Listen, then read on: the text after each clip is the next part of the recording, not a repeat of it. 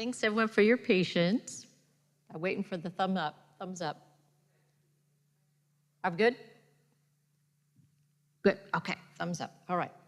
So we're going to record this so that families that weren't able to make it tonight can go watch it later if they have questions. And plus, these are amazing speakers, and I think I'm gonna probably go back and watch it as well. So I am your superintendent, I'm Shelley Redinger, and it's just a real honor to be able to be here and introduce these two amazing gentlemen. Two Washingtonians, graduated from high schools in Washington State, and now are famous internationally. So we're just so proud that you guys are here with us. So I'm gonna tell you a little bit about them. I want to talk a little bit about our curriculum. So as you know, we have adopted the SEL, Social Emotional Learning Curriculum for pre-K-12. And apparently we're the only district in the entire state that has done it all at one time, the entire district. So we're very proud of that. And also we get to have a coach, a character strong coach for each school. And they're gonna be working with our schools this year, and then Character Strong has committed to us to work with us for 7 years, the full length of the adoption to ensure fidelity of implementation. So let's give them a big hand for that. So here we are, the co-founders of Character Strong, John Norlin and Houston Kraft. Let's give them a big hand. A big welcome. Hey everyone, happy evening. We made it. A couple of us made it. We did it. Thanks for being here. My name's Houston. We've had a really fun day today. Just for a little context, we had a chat this morning with all the educators across the whole district, about 1,800 people in the gymnasium here. Just for a little history, I grew up in Snohomish on the other side of the state, and I've had a chance over the course of my about 15 years, I've had a chance to work in education. I've been at just about every secondary school in the Richland neck of the woods. I've spoken at assemblies in Henford and Richland and Carmichael and Libby and all these different places, so it's really fun to come back and kick off this really big process that we're undertaking. And the goal tonight is to just invite families, whether you're here presently in this room or whether you're watching this later on, just a little bit of context as to why we believe this work is important, and give you a chance to check out some of the ways that we're approaching the work and ask questions if you have them along the way. A fun fact that I learned not too long ago is that the word human in Arabic translates roughly to forget, which means just by being a person, you're gonna forget about most things that happen to you. Kind of a weird reality. The way I like to frame it is life is actually a fairly forgettable thing. Meaning we will forget about most of our life. Isn't that odd? If you really think about it, probably most of us don't remember what we had for breakfast 4 days ago, let alone what we learned 20 years ago in a classroom environment. What we remember is just little moments in our life where we're made to feel something, made to feel a sense of belonging, made to feel seen or heard or cared for or acknowledged.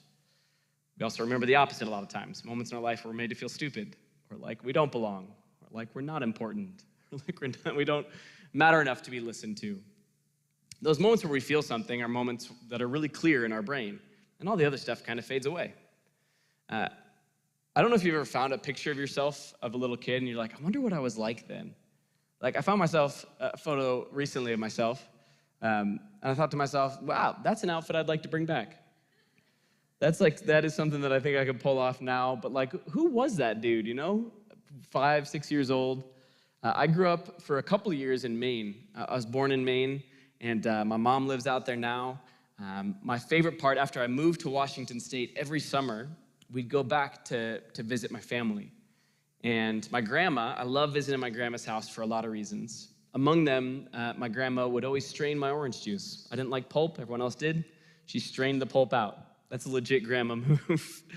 But one of my favorite parts about going to visit my grandma is just on the road from my grandma's house, my parents had 2 really good friends. Their names were Rick and Martha Griffin. And Rick and Martha owned a really small hotel in this really small town. And so even when I was a little kid, roughly that age, I was allowed to go by myself, like wandering the streets to go to this hotel. And I loved to go visit Rick and Martha because, number one, there was a restaurant in the lobby, and I got like free Shirley Temples at 9 a.m. whenever I walked over there. I was living the dream. But the best part was that Rick and Martha had 2 daughters. Their names were Alexis and Lydia. They were 10 years older than me, and I thought I had a chance. So I would go over looking kind of like this, and a lot of times, Rick, their dad, would force Alexis and Lydia to sit in the living room, and I would perform bad stand-up jokes for like 30 minutes while they were forced to listen to me. It's actually an environment remarkably like this. And at the end of my set, Rick would bring out a big cup of hot cocoa with whipped cream on top. It would be like double the amount of whipped cream as there were cocoa. And he would walk me back to my grandma's house to visit with my family. I think you'd like Rick for a lot of reasons. Number one, he was just involved in a million things. He would show up to something like this. He just cared about his community. He was involved in lots of organizations of the community. He was president of the Rotary Club. He was vice president of the Senior Citizens Society. He was named tree warden of the town, which is a title I didn't know much about, but he was in charge of like all the trees. He's like Father Nature. And also a really successful individual, businessman, right? He ended up becoming one of the top 1% real estate agents in the country. Just a great human being. Everyone knew his name. He was involved in 1,000 things. Someone I always looked up to. And it was sad, a number of years ago, I learned he was diagnosed with a really aggressive form of brain cancer called glioblastoma. The time I found out, I hadn't seen Rick for a long time, but I got a chance to visit him. It was around the holidays, and I walked up to his house, and his wife, Martha, was standing out front. They had just gotten back from the doctors, and I learned that Rick had just received bad news. That he learned that he had about 100 days left to live. That was their estimate, about 3 months. They had just returned from that visit when I walked in to sit down to spend time with them. And Rick, as soon as I sit down in this big comfy chair, he slides me over a cup of hot chocolate. And he starts asking me all kinds of questions. How's work going? What are you learning about? How's your family? Here's a guy with 100 days left to live, and all he wants to know is how I'm doing. And I remember sitting there for 2 hours having just this beautiful conversation, and it was the last time I got a chance to see him. That little moment is what I would say is in my 1%.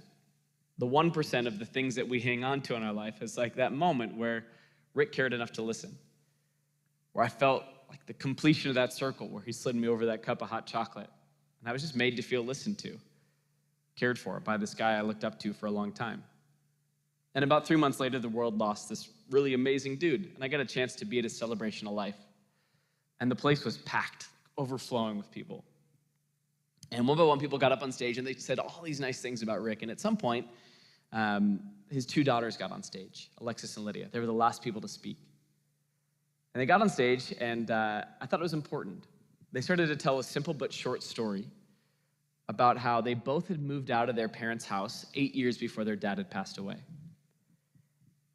And how every single day since the day they moved out of their house, whether it was their birthday or random Tuesday, it didn't matter. Every day for 8 years, they got a postcard in the mail from their dad. If you're doing quick math, it's over 3,000 postcards each. Over 6,000 postcards in total between the two of them. I thought it was important. They didn't bring up their dad's resume. They didn't bring up his GPA. They didn't add up his community service hours and put them up on display. They brought up a big box of postcards. And they literally at random pulled from this box and would read them off. Sometimes they were really long. Words of wisdom from their dad. Life lessons, how much he loved them or believed in them. Sometimes they were really short, like pick up the phone when I call you. 6,000 postcards. And I remember my first thought was, when did Rick have the time? I read an article a couple of years ago. The name of the article was, "Are You As Busy As You Think?" My first response was, yes, thank you. And the article went on to say, what if you were never again allowed to say the phrase, "I don't have time"? You couldn't say it out loud to someone. You couldn't say it in your mind. What if you had used the phrase, "This is not my priority"? Whatever I'm being asked to do, this is not my priority. I realized that Rick didn't have time. He made time. Maybe a different way to put it is he prioritized time to the things that he believed were really important. He made time every day to write a postcard. I think that's a worthwhile thing to squeeze into our busy schedules. I tell you about Rick for a lot of reasons. Among them, it's a reminder of a study that I learned about a few years ago that I thought was really interesting. This guy named Dr. Richard Weisbord, he asked families to rank what they wanted most for their kids, for them to be high-performing, happy, or kind. Rank them 1, 2, 3. Wonder what you would think in your brain right now. 1, 2, 3, high-performing, happy, or kind. I'll tell you that in the research, out of the thousands of families they talked to, over 80% of families said that they would rather their kids be happy and or kind over high-performing. And then they asked the kids of those same families, hey, what do you think your family wants you to be, high-performing, happy, or kind? And the data was the exact opposite. Meaning, in the summary of the paper, they said that collectively, young people in this world believe that adults in their life would rather they get good grades than be good people. To put it differently, the way it was described in the study was the rhetoric-reality gap. The gap between what we say is important and what we actually make important. The gap between what we say is valuable and what we actually prioritize collectively as a culture. Organizationally at Character Strong, we're interested in figuring out how we close certain gaps in our culture, in our world, sometimes in education systems. Things that we know are worthwhile pursuits, but we don't always know how to make time for them. Or if we have time, we don't always know how to tackle them effectively if we only have a little amount of time to do it. So at Character Strong, we have 3 things we think about all the time. 3 things that we orient all of our work around. We would describe them as gaps. Number 1 is focused on well-being. Maybe think about it as mental health. As we look around, what do we know right now? Well, young people are experiencing mental health difficulties at a higher rate than ever before. And we know if students are showing up mentally unwell, it's really hard to participate in school. If I'm anxious or overwhelmed or depressed, it's really hard to show up and learn. So how do we make sure we prioritize well-being? We also know that belonging is really important. If you've ever felt like you didn't belong in a classroom or in your place of work, you know what I mean. It's hard to show up and do well if you don't feel safe in a place. And the last thing is engagement. Kids get access to so much information, more than they've ever had access to before, which makes sometimes just the traditional education setting, we have to work harder to teach the same stuff. We have to be more engaging than we've ever been. We have to create and curate content in a unique way that can't just be found on YouTube, which means we have to build really effective relationships. The things that technology can't do, we have to do really, really well in the classroom. So if we're going to protect time, if we're going to make time for a couple of key things, these are the 3 things, the 3 gaps we're trying to close. And I get to introduce my co-founder and friend John to talk about a little bit how we're going to do that. Well, thanks for being here. I want to acknowledge what Houston mentioned. Those that are showing up to this, it's time out of your day. It shows that you care about this work, and so we're honored to be here. We have over 23 team members that are here over today and tomorrow serving your district and the schools, and we got to see the initial feedback coming in from the initial presentation today, and strong scores across the board. So the kickoff has been great with the collective staff that was here at this school this morning and then going out to each of the different buildings, starting to train and build readiness for the partnership that has started. My name's John Norlin, also one of the co-founders, and I grew up a Central Washington, Eastern Washington kid in Wenatchee, graduated from Wenatchee High School, went to Eastern, got my teaching certificate, got my master's degree at Gonzaga. Never thought I would leave Central and Eastern Washington. I started teaching, though, on the west side of the state. But for many, many years, we've been in and around this district, as Houston mentioned. It's a great gift to have gone through a process where it was 18 months. We work now in all 50 states. I think it's like 30-something countries. And this is the most difficult curriculum adoption that we've ever been a part of.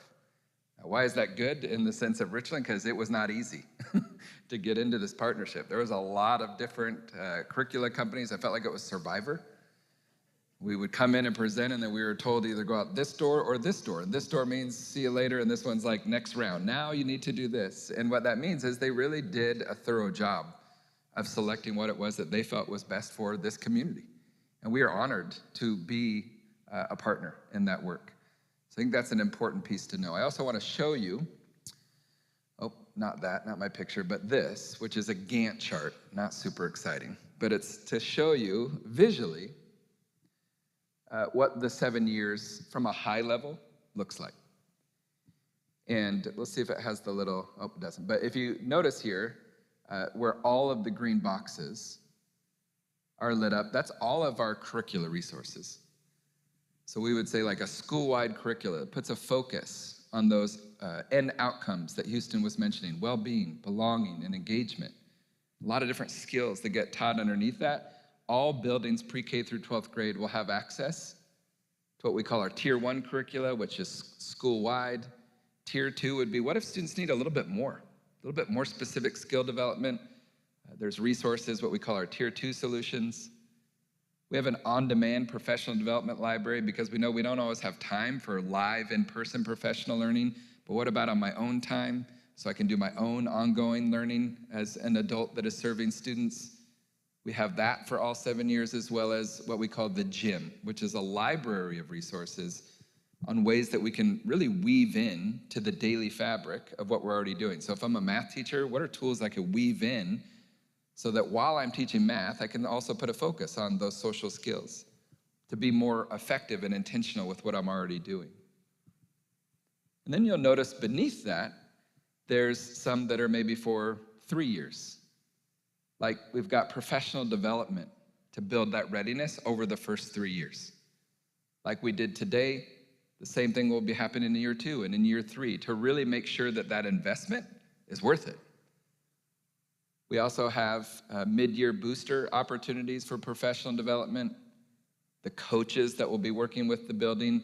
It's an interesting statistic that if you only do professional development, so what we did today, if that's all we did and then we left, the research would show a lot of times that only about 20% of the time or 23% of the time will it actually lead to fidelity, which means it actually starts to take hold of a system and work. But if you bring coaching alongside that, with that professional development for adults, it can go all the way up to 90% chance for fidelity.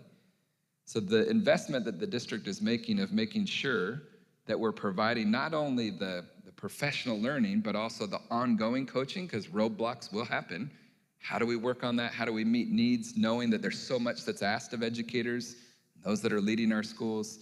Those pieces are built in to this 7-year plan. More than anything else, this is a few things. This is a commitment. It's also a pretty high accountability. And when I say accountability, I mean for us as a partner. To go through that process, to say you've got 7 years, that's backed by research. There is very little to no research to say that this is supposed to fully be working within 1 year. We need to move slow to move fast. It takes time. On average, it takes 3+ years for it to really start to see the results that we want to see getting towards those longer-term outcomes. So moving from this, there might be questions, well, why is this work important? Well, from a high level, and we know we want to keep it brief tonight and answer any questions you might have, belonging was one of those long-term outcomes. And here are just a couple points that go to that belonging piece. 73% of Generation Z sometimes or always feels alone. There's a lot of research studies, and a lot of these were being paid attention to before the pandemic, but imagine what it is now. That belonging decreases, so going to the positive side, that creating that sense of belonging in classrooms, in schools, creating a place where people want to be there versus feel like they have to be there, that it can decrease disruptive behavior, fighting, bullying, vandalism, and risk-taking. Sometimes we need to see the direct connection to how does this connect to the academic side. We always say it's the foundation. If the foundation is strong, it leads to all sorts of positive outcomes, including that career college readiness, the academic success, and life satisfaction. Connection doesn't happen on accident. We have to be intentional with it, like anything else that we might be doing in a classroom. And so we wanted to give you just one example of what a student might see, let's say at the secondary level, middle or high school, as a way to put a focus on the actual one-on-one connection, the real thing, not just going to a technological device, but what does it mean to actually turn, face someone, interact, to get to know them. And so built into every lesson is a set of get-to-know-you activities and games. And at the middle and high school level, one of the keys so it doesn't feel like it's being done to them is you have to really increase two things, student voice and student choice. So throughout the curricula, they have a lot of choices within it, including what activity is it that you would like to do today. So can I get a volunteer to pick one of these activities just to see it? This or that. Let's go this or that. Thank you. What's your name? Dave. Thank you, Dave. All right, this or that. And on this or that, you choose a number to reveal two options. And then everyone would share their preference by holding up either a 1 or a 2. So this one will be easy to do even in a big group like this. And then if we had time, a person could share why they chose what they chose. So go ahead and pick a number between 1 and 18. 6. All right, let's go to 6. Team walking, team swimming. It's as simple as this. Which one would you prefer? Team walking or team swimming? We got lots of 1s, a few 2s that are in the room, right? And it could be something as simple as in kicking off a lesson to get to know where people might turn and talk. Share your why. Why are you team walking versus team swimming or vice versa? Go to a different one. Houston, if you go out of it, let's pick a different number between 1 and 18. Houston, what's your favorite number? Let's go 13. Team orange, team purple. 1 or 2, what would you say? Right? And what's funny is some of you, when you saw it, you were like excited. Same thing happens in a classroom. Sometimes I have like a super connection with it, right? And I'm like ready to share why. And sometimes and I might have to think about, and depending on that choice, what you'll find a lot of times if Houston goes out of it again, is let's say that this was at the middle school level. And you walk into a certain classroom, and every single lesson, kind of as a starter, they get to choose their way into a get-to-know activity. And you go into a certain classroom, every week they might be picking this or that because that's what they love. You go into a different classroom, and they might be picking Deck of Destiny. And in Deck of Destiny, they get to choose a suit. It's like pick a card, any card in a deck of cards. So give me a suit. Clubs. Let's go to clubs. And then give me a card between ace to king. 3. Each one of these is a different get-to-know question. Now, it's not complicated, right? It's simple. It needs to be simple to work, especially for educators. But the idea that I chose into it versus here's the question that I've picked for you to talk about today matters a lot. A lot of cards in a deck of cards. Each different classroom setting, each different pairing, each different conversation is a different opportunity. This one is, how does a person become courageous? And what makes you feel courageous?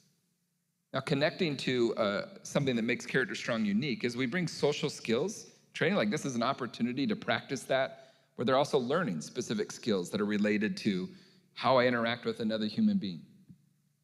I think about during the pandemic, the number of conversations we were having with schools, and as we were coming out of it, I remember a high school educator who was on a committee that was selected, and he said, you know why this matters? He goes, I was talking with an 11th grade student today, and she came up to me at the end of the day and said, Mr. Prince, I just need to figure out how to do this whole human interaction thing again. This 11th grade student. And then I draw the connection to the number of businesses and communities that we've talked with and worked with. And they say things like soft skills are the new hard skills.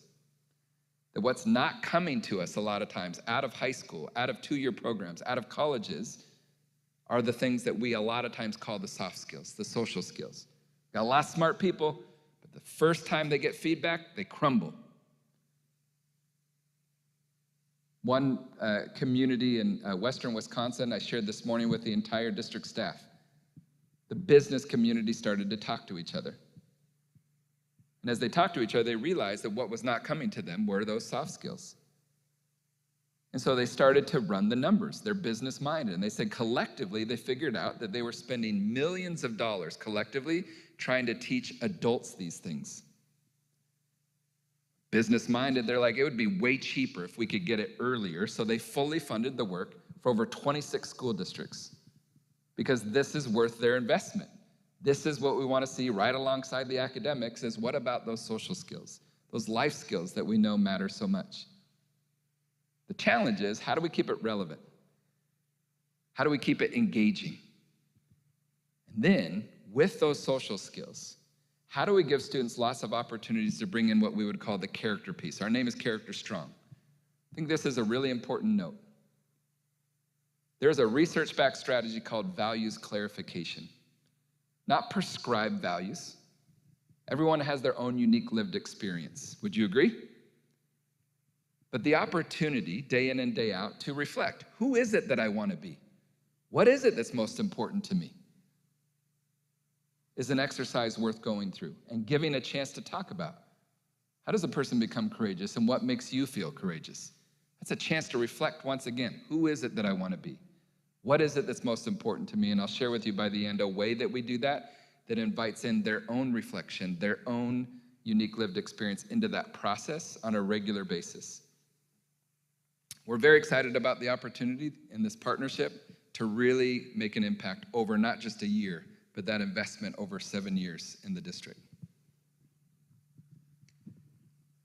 So our goal is just to give a little bit more context. Why do these matter? How do we close these gaps? What are we working on collectively as an organization?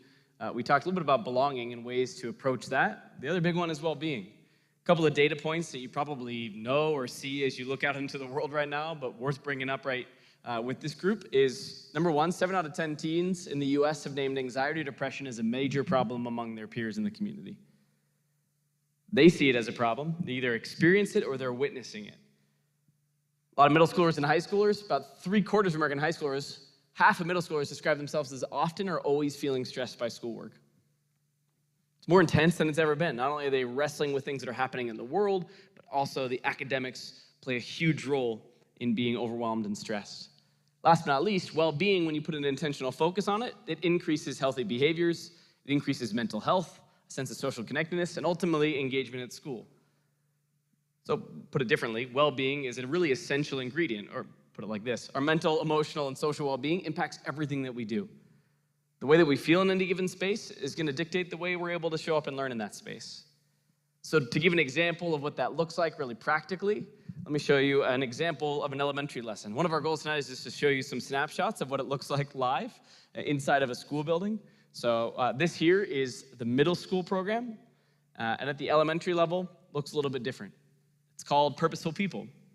There's always opportunities for adults, for the educators in the building, to actually role model some of the things that we're talking about. So the teachers get invited to practice this alongside students.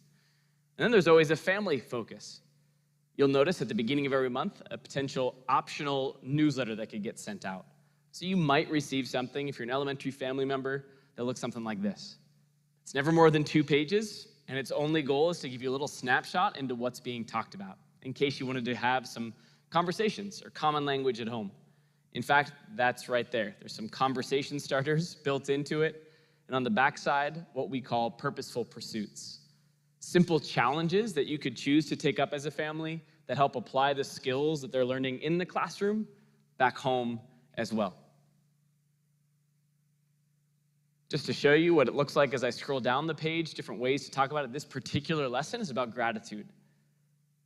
In the curriculum, we define gratitude as choosing to appreciate the people and things in our lives.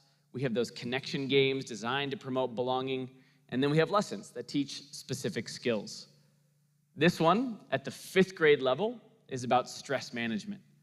It's called Cooking Up Some Calm. The objective is to evaluate tools for stress management by creating a recipe for coping with stress that includes the practice of gratitude. I won't show you the whole thing, but just some general snapshots. There's videos built in, and one of the things that they learn to do is to identify what they're feeling in any given moment. Do you know the average American adult can only identify 3 to 4 feelings as they're feeling them? My friend Esteban likes to say we're all 2 how are yous away from a breakdown. Someone asks you, how are you? You say, fine. And that's because most of the time we're not actually considering how we're doing, or we don't quite have the language for it. But if someone were to put their hand on your shoulder, really look you in the eyes and say, "Now, how are you doing?" You might be like, "I wish you didn't do that. I'm feeling a lot of things." And to give students the opportunity to learn how to name those emotions is a big deal. The more accurately we can name how we're feeling, the better we can manage those feelings. So by the time students are in 5th grade, they have learned to name over 30 different emotions and what those emotions sound like or feel like. That's a big deal because then they'll use some of those tools to work through when they're feeling frustrated or angry, when they're feeling worried or distracted. What are some tools that you might use to create a recipe for your own calm? One of the most practical tools to calm ourselves when we're feeling big emotions is to practice gratitude. Gratitude is one of the most research-backed ways to take your attention off of a big emotion and apply it to something more positive or optimistic. One of the things we believe is that to practice gratitude effectively, you have to get really specific. Not just name 3 things you're grateful for, but maybe a little bit more specific than that. So for example, the prompts they give here is one thing you see every day, one thing or person that makes you laugh, and or one song that you love. Would someone be willing to share with me something you're grateful for that fulfills any one of those 3 prompts? It's a song you're grateful for, something you see every day you're grateful for.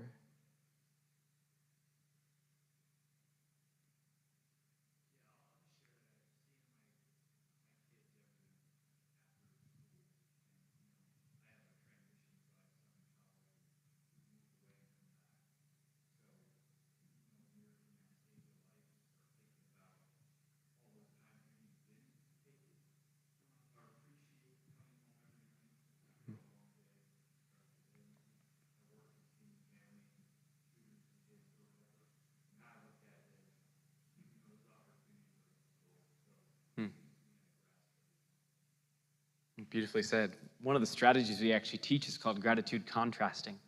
Research-backed way to increase the effectiveness of gratitude is to simply ask yourself the question, what would my life be like without this thing? Whether it's something simple or nominal like a song, or whether it's something as significant as seeing my kids every night. Just that simple prompt, what if I didn't have this? Immediately amplifies the appreciation you have for that thing. Thanks for sharing. That's a great example. Someone else? Someone that makes you laugh, something you see every day, a song you love.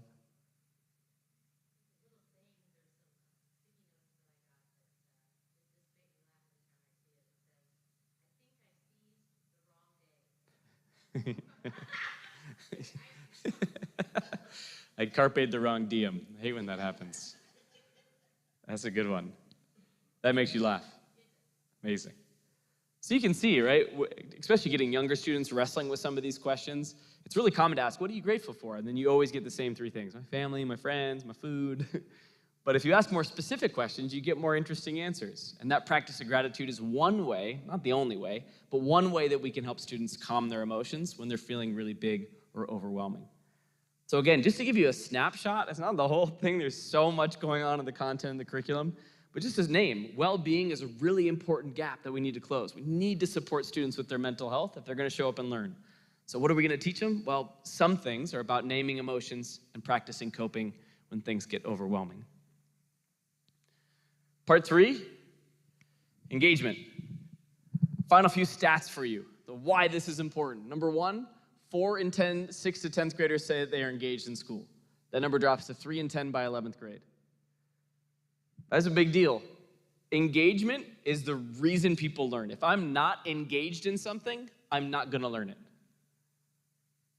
So these numbers have consequence. We need to up those numbers to make sure people are engaged in the why of education. Number 2, disengagement leads to classroom management challenges, which leads to educator burnout.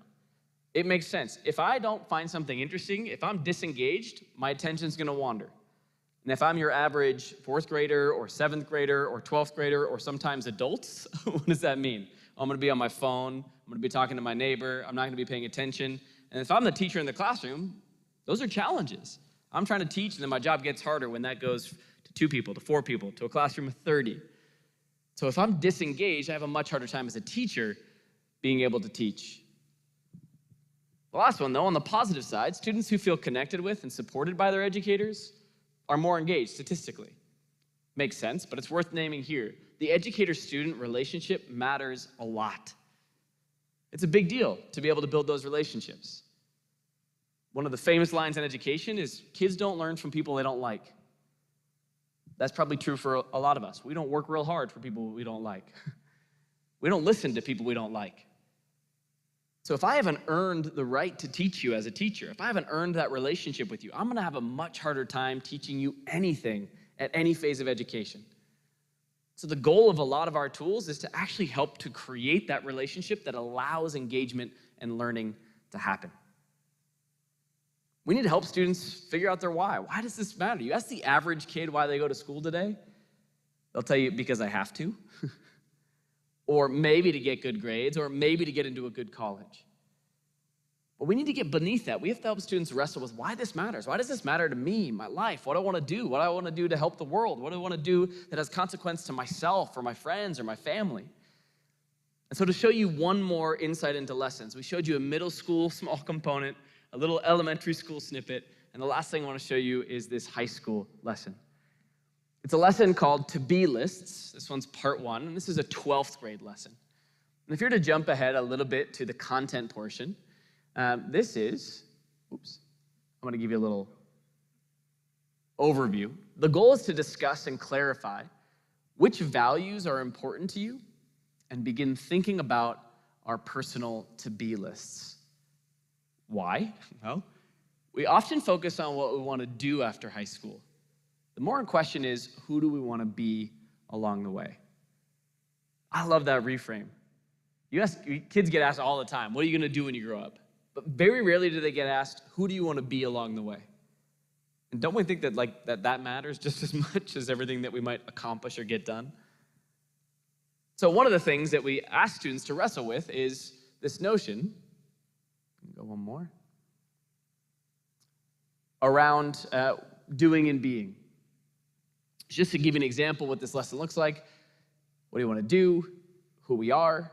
Reflecting on our to-be list gives us a chance to think about what guides our decisions with our friends, our family, and the world. As John mentioned, the goal of this lesson is not to tell students what their values are in any way. It's simply to give them an opportunity to reflect on what matters to them and why. This is one of my favorite activities. We call it the compass. Visualize the room like a compass. The screen is north, the far side is south. Each direction will respond to a different value word. So they're going to be with a partner during this activity, and they're going to move around the space, and they're going to use wherever they're at in the space to prompt some discussion. So let's say my partner and I are up close to the front near the north side here. That value word is kindness. And me and my partner might discuss something like this. Why might this word be worth putting on your to-be list? Or, is this in your top 3 personal values? Why or why not? Or what would it look like to practice this with friends or with family or at your school? Or you can make up your own question. In the same way, they get given a couple of different values, but if they're on the south side, they get to choose their own value. I'm interested for the purpose of this tonight. Let's say I was up here at North with kindness. For anyone in this room, is kindness in your top 3 personal values, would you say?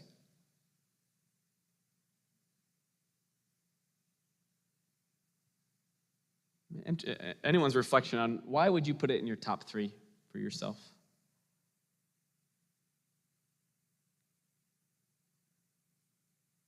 If kindness isn't, do any of these on the board look like they're in your top 3?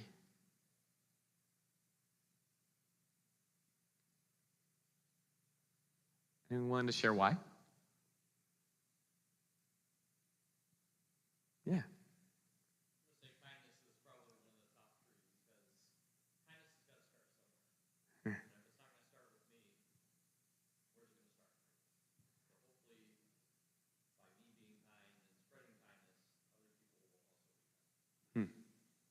Great reflection. Yeah, a lot of people are like, it's not going to start with me, so it's better to start with you over there. But I love that, like the idea of ownership, like if not me, then who? And if the world needs more kindness, then why not me to be the person who helps to start it off, to set off the chain reaction, to to be an influential person in someone else's life. Beautiful. Thank you. Anyone else have a top 3 value from the screen?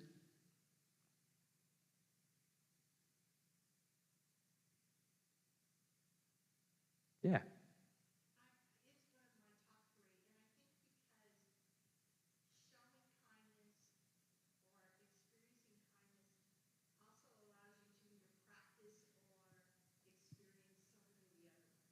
Ah, great reflection. Yeah, it's like a mega value. In order to practice kindness, I often have to practice patience, humility, commitment, right? Generosity. It's kind of a behavior that's informed by lots of other things going on behind it. Thanks. So you can see it's an interesting conversation. It's one that, this is a 12th grade lesson, by the way, right? A little bit a higher level, older students who get to wrestle with this and have these conversations and not only think about it for themselves, but hear how other people reflect on it.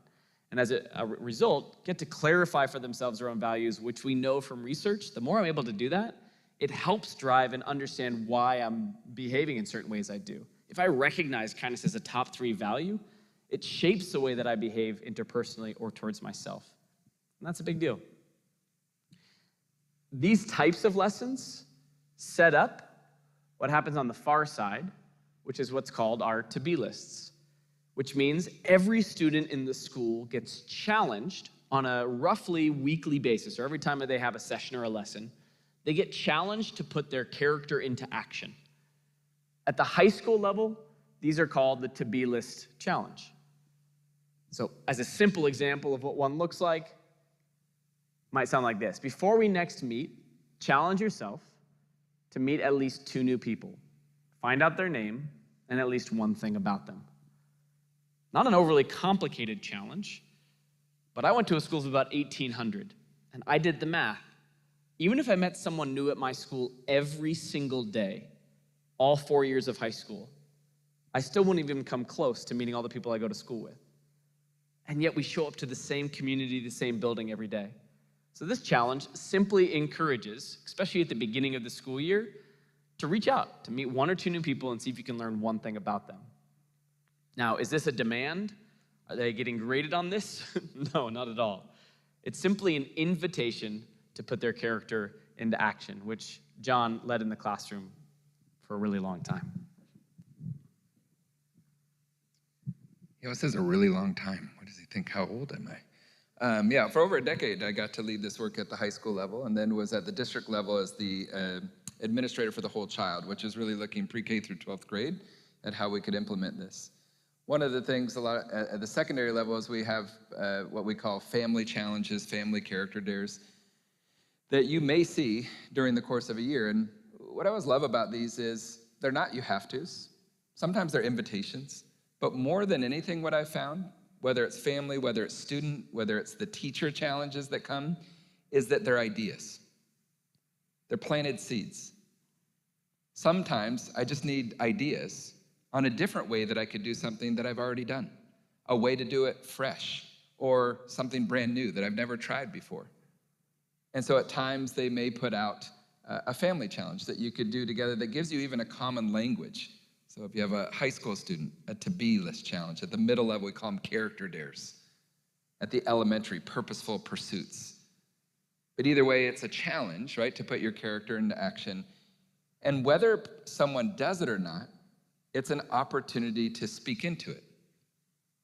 At the high school level, we would do those different challenges once a week. And once again, students were not graded on whether they did it. Sometimes the challenge was just facing the challenge. Speaking into it. Do you agree or disagree with the challenge? Did you find it helpful or not helpful? Relevant or not relevant? If it wasn't relevant, what would you do to change it, to make more relevant for you and your own unique lived experience? And what they're doing is they're elevating student voice. They're learning from each other, as well as doing their own reflection. Having facilitated hundreds of these conversations at the high school level, which is probably one of the most difficult areas, right? To get students engaged, keep students engaged. One of my favorite challenges was one that was very similar to this. Something that is actually really simple, but not easy, where everybody would do it.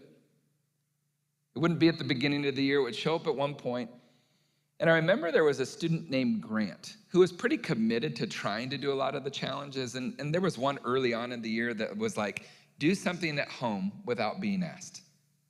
And I remember the next time we came in and Grant got a chance to reflect, he shared, and he's like, I did it, and I still got in trouble. And this is where it gets good in the classroom. Like, hey, thank you so much for sharing that. Why do you think you got in trouble? Well, my mom said it's how I do it. I'm like, well, this is great, right? And Grant kept going through the process, and he would take a challenge like this, and he would ask, what's one way I could be better? Whether it be friendship, right, or as a son. And he tried it. And it was more about, it's not just that you do something, it's that I want you to do it with a smile on your face, right? Or the first time that I ask. And so I'm like, well, you know what you need to do now. You need to do it again, but now put a focus more on how you do it. I share that simple example because I'll never forget Grant. By the end of the year, there was a time where in a reflection, he had been going through this process, and he's like, I've got my goal for the week. And I'm like, what is it? He was excited to share. It's 11th grade, like 17-year-old boy.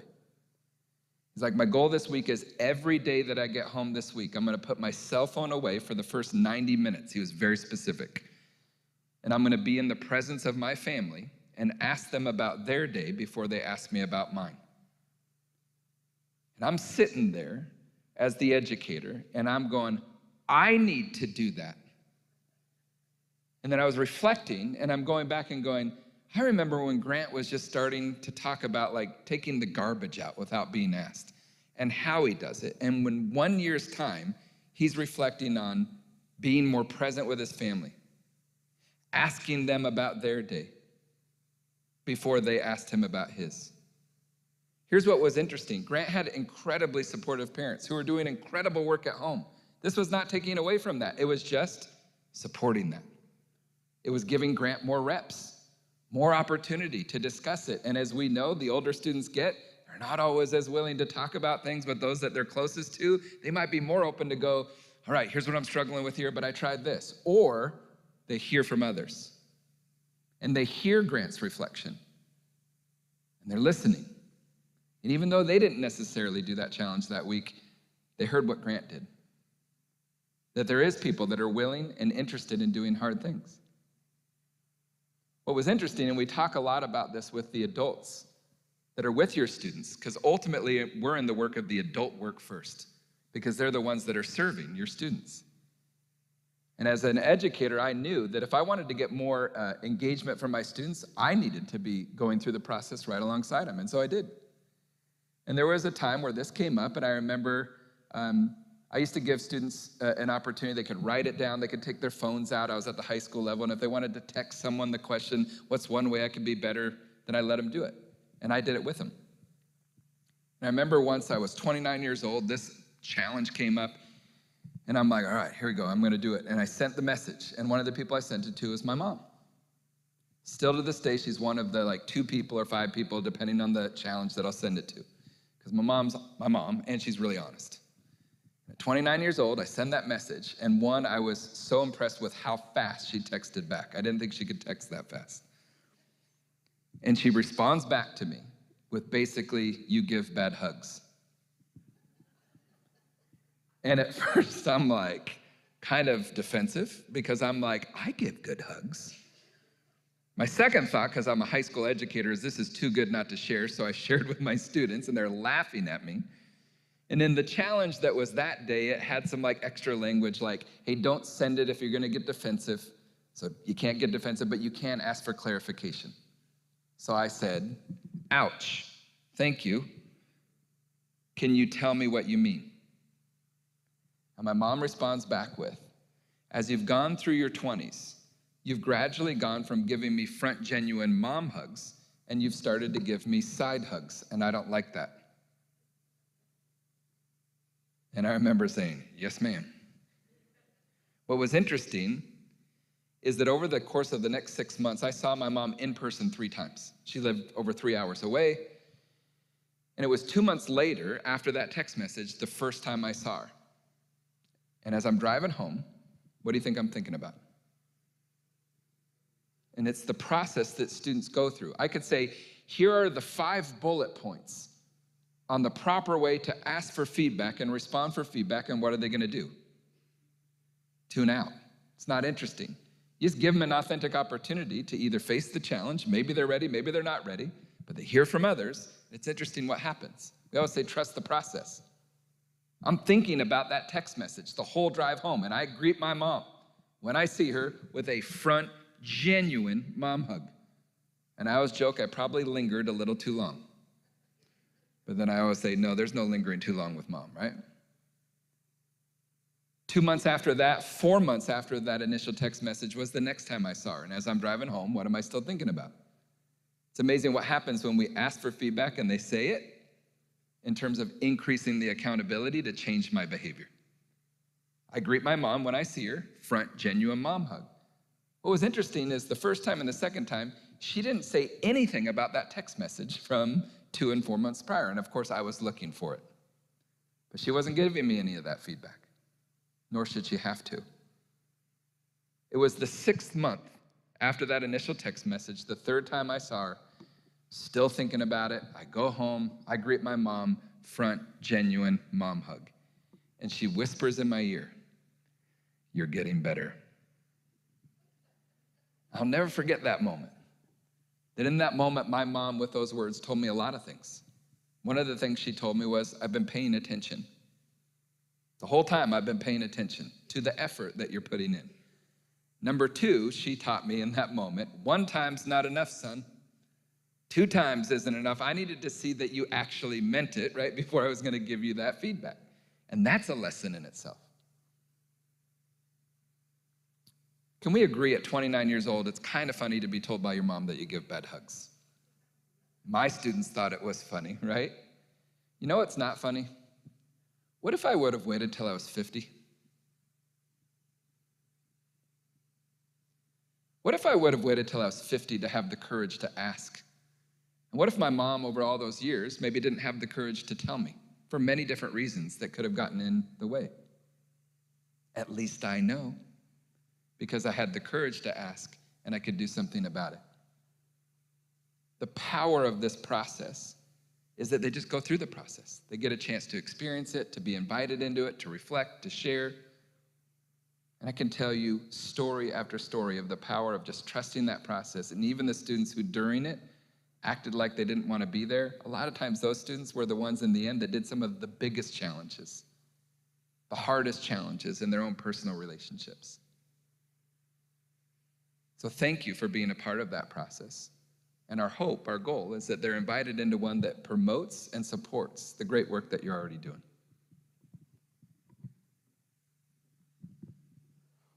The rhetoric-reality gap. The gap between what we say is important and what we make important. What we say is worthwhile and what we actually prioritize time for.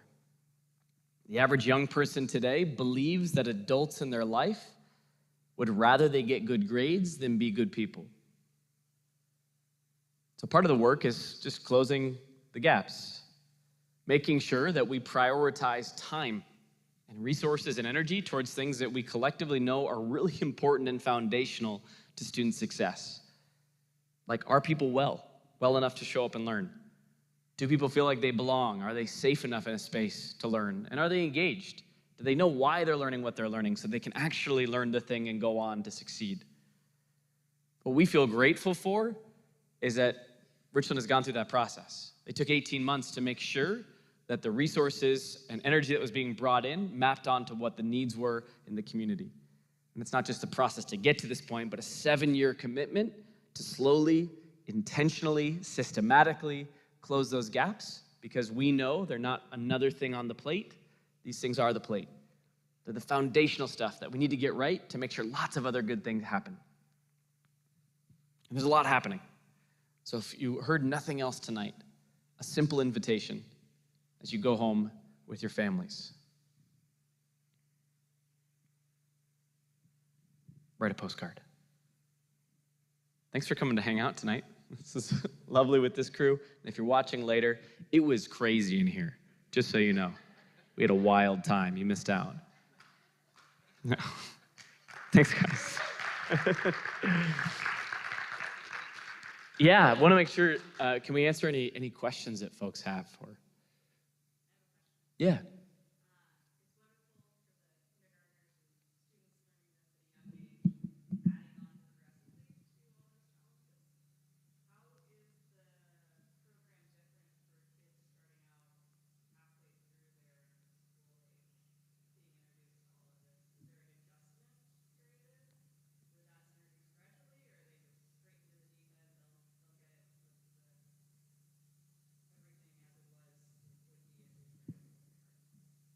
It's a great question. Yeah. So how do we build something that's vertically aligned, but still honors the fact that students are entering at different parts of the process?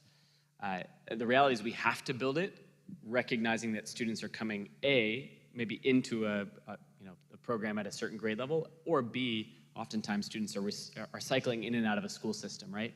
So we focus every year on making sure that we create common language, early on in the year, common experiences, core foundational knowledge, and then developmentally appropriate skill sets there.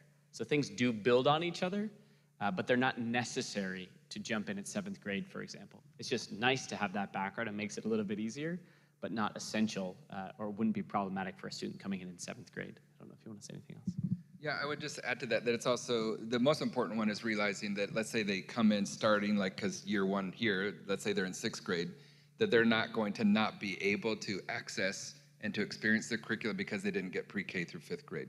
So that part you address. The other one is acknowledging it's not that they weren't getting anything before.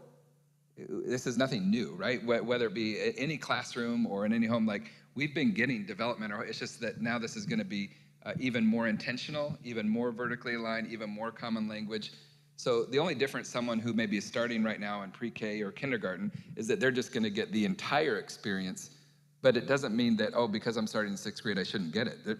No, this is great. They've already gotten their experiences, and they'll go through the 6 through 8 and the 9 through 12 and get more intentional alignment from that point. We have to start somewhere.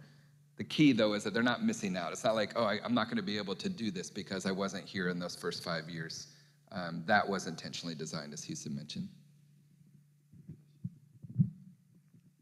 Yeah. Are these lessons created to do weekly, bi-weekly, and then how long does it take in a classroom? I'm a retired teacher, so Cool. I kind of wish I was still teaching kindergarten. Yeah. So just how much time, how much time does it take? Yeah. I could sit, if I could get my middle school kids to talk as the get to know you activity for 20 minutes. Yeah. And sometimes that's the richest part of the experience, to your point. So at the elementary and middle school level, they're designed to be weekly. Elementary, it's up to 60 minutes worth of content in any given week, but a lot of times people use it in different ways. It's a flexible program, so you could pull 5 minutes into Monday, 10 minutes into Tuesday, or 60 minutes all at once. At the middle school level, most schools will use it roughly weekly. There's 35 potential lessons at each grade level, designed to be about 30 minutes. And at the high school level, the highest scope and sequence number would be 25, and that's because at the high school level, there's other competing demands like college and career readiness and academic review, those sorts of things that need to fit into the schedule. So 25 is usually the maximum that can fit into a high school, but that's also 30 minutes.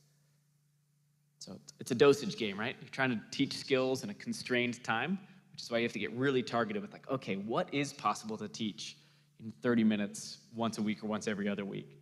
And that's a lot of the research that our team has done to make sure that what we are putting in there is potent in the time that we have available to us. Yeah. One thing that I'd add to that, there's a lot of things obviously we'd like to forget from the pandemic, but one of the things that it caused us to do immediately, because we come from the work, so we have people who have been from the classroom to counselors to former administrators, is we knew immediately that we needed to adapt. So one of the first things we did is our curricula within 2 months was able to work both in person or virtually. Now, we don't need that as much as we used to, but there's now virtual academies that still have the ability to access it instead of going, well, it doesn't work for us because it's in person. But the other thing we did is so many schools and districts changed in terms of, it used to be the gold standard was 30 minutes once a week.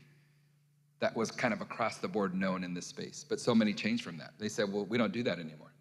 Now we do 2 times a week, but it's 20 minutes each time. Another district said, we meet every day, but it's only 10 minutes. And so what we did is, for each of it, the different curriculums, is we made it so it could expand or contract as needed. So this has all been worked out in the district, in the buildings, in terms of how much time, but it's really flexible is the key, because there's different needs that it needs to be able to meet. So instead of locking them into, this is the only way you could do it, well, that doesn't work with educators either when it's too rigid, as I'm sure you know, as a former educator. It needs to have that flexibility to meet the needs that are there at the different grade levels. And so which one's allowing that Yeah. In many different ways, yeah. I mean, but they've got, with any district, there's going to be a plan where there's tights, things that we need to have consistent so students get consistent experiences, and then whatever the terminology is, but more of the flexibility on ways that you could weave it in. And sometimes that's where the most excitement comes, is I really like it during the time that we're assigned to do this, but what about like using a part of this tool to start my science class? Because that's really great. Now we're weaving it in, not taking away from, but weaving in to create more engagement in my core content area as well. And that's where some of that flexibility comes, where absolutely it's been created to then help in those ways, on top of the time that's been dedicated. Yeah. I'll take that.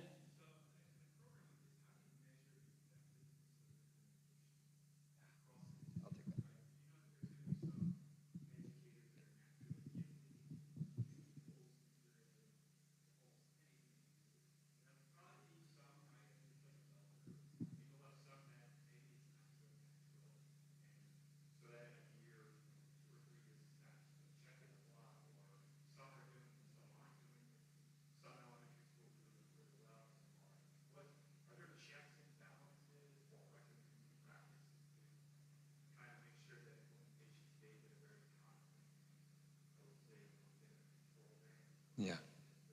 Great question.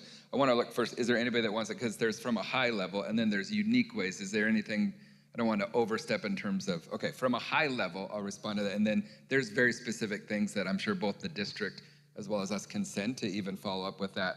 But from a high level, there's many ways. One, we can look at what we call the ABC data, attendance, behavior, and coursework. So before we started versus now, what are some of those impacts? Another way we can measure it is by perception data. There are ways, depending on what the district chooses, where they can get perception data as a part of that, as well as the most tight controlled ones, which we've done. The district hasn't decided to do this with us, but we've done full randomized controlled trials on our curricula, which is the most intensive, where you take a controlled group and you do the whole, I won't get into the, I'm sure you know it well, but like the most controlled, most high level where you know, because of this curricula, because of these resources, we saw an increase in these areas versus other variables that might get in there. Every one of our curricula has had that highest level of research that's been done on it. So it's really evidence-based. The work we do with adults has also had research done on it. So our adult training model, which is how are we interacting, the adult relational practices, also is evidence-based. So depending on how they do it, I know the district has a plan, that's why I don't want to overstep, but there are ways that we can measure this. What makes us different is we have the ability also to support, really if you want to get to outcomes, and I believe this is what you were mentioning, you need to measure implementation. So it's not just the end one, but is it being implemented properly? Coming from the classroom, we have a famous line at the high school level especially that we would say is, this too shall pass. 9 months, didn't work, what's next? This too shall pass. But there's really no research out there that backs up that this is supposed to fully take hold of our system in 9 months. So how do we measure implementation to learn from what's working, what's not working, to be responsive? And that's what the district is committed to, is we're not talking about 1 year here. We're talking about a 7-year commitment, and there are going to be some schools, like you mentioned, who are really rocking it. There's going to be some classrooms within each school, and a part of that is what's working there, what are the needs, and then being responsive to those needs. So there are much more, as you know, specifics that we could get into, but there are ways to really intentionally measure this.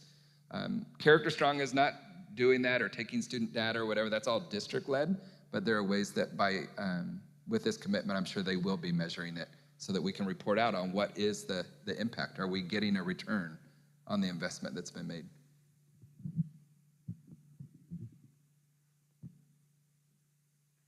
Great question. Yeah. Great.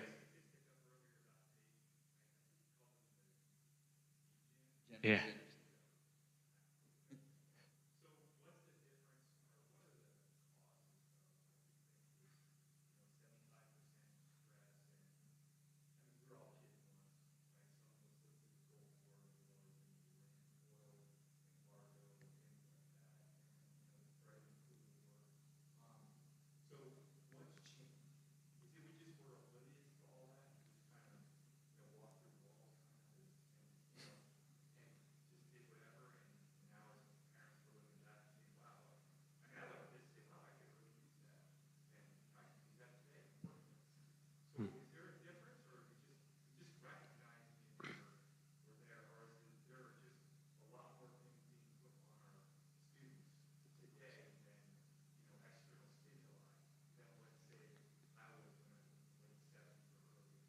Yeah. Yeah, there's probably 17 answers to that to like start. But some of the things that we think about, number one of my favorite authors, Dr. Michelle Borba, she talks about categorical barriers to empathy and connection.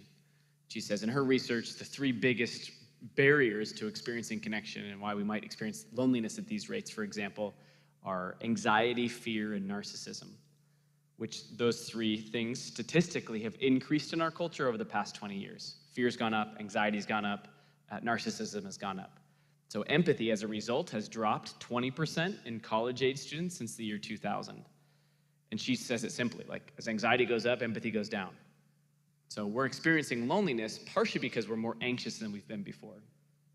One of my favorite researchers, Dr. Tim Elmore, talks about generational identity. And for lots of different reasons, generations typically alternate between confident and cautious identities at large. Sometimes more confident in the world or more cautious, oftentimes because of events or circumstances.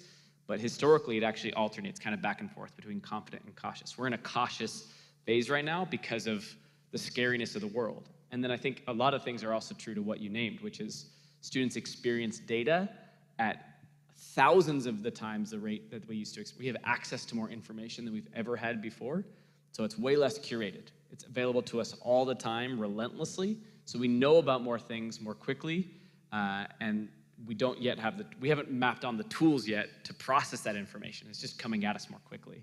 And then you layer on social media and what that does to relationship building or lack thereof, and a lack of actual authentic connection, but a felt connection.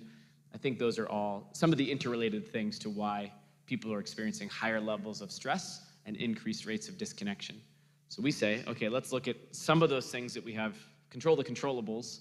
What can we do to teach the skills to, like, first reduce anxiety so that they can experience connection, give them tools to experience connection with social skills, and then they can actually engage meaningfully in the world. But you have to do that front-end work first to open up the possibility of the kind of connection that we know students are looking for. Even given a simple example, you think about middle school and high school and how hard the social dynamic was. Even when I was in high school, I didn't have this. And if you think about the social dynamic that matters, actually, you want to increase engagement, talk about the social dynamic of what students are dealing with, middle and high school, that matters a lot to them collectively. Even when I was in high school in the late 90s, if I was dealing with something socially that was difficult at school, at least it didn't follow me home. Now it follows them 24 hours a day.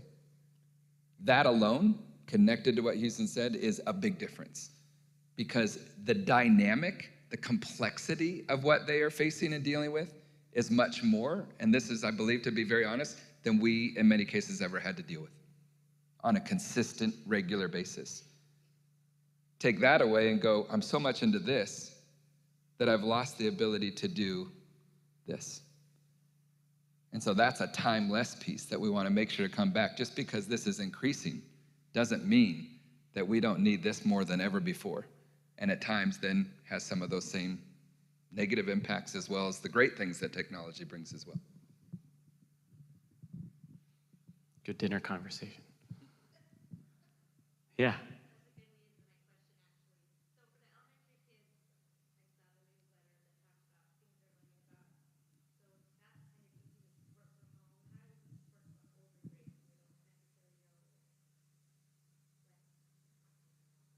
Yeah, great question.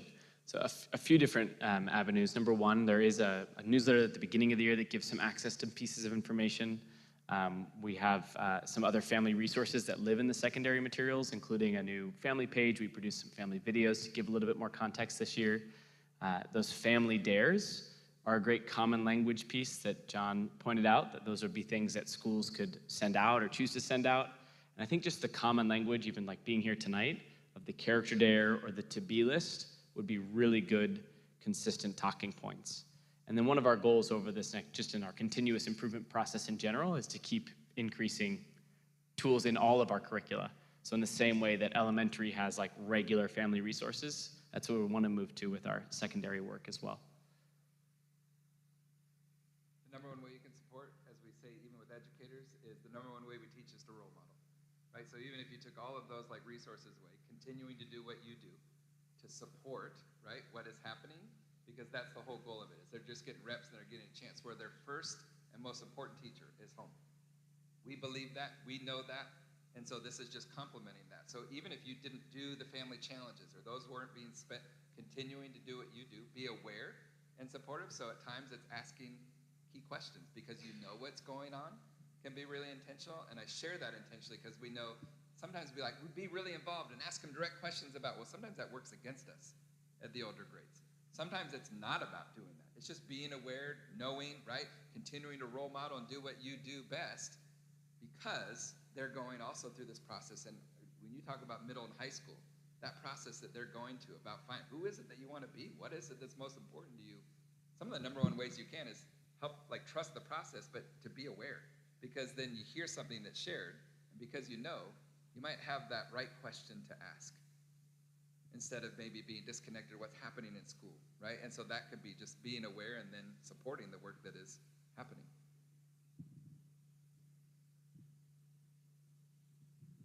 Yeah.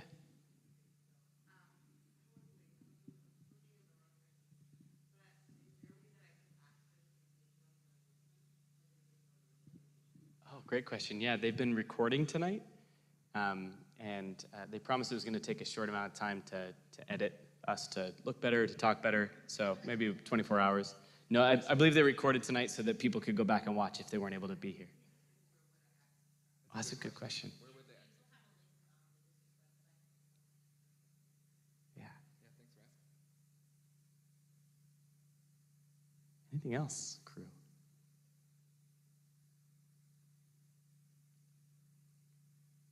Amazing. Yeah. How can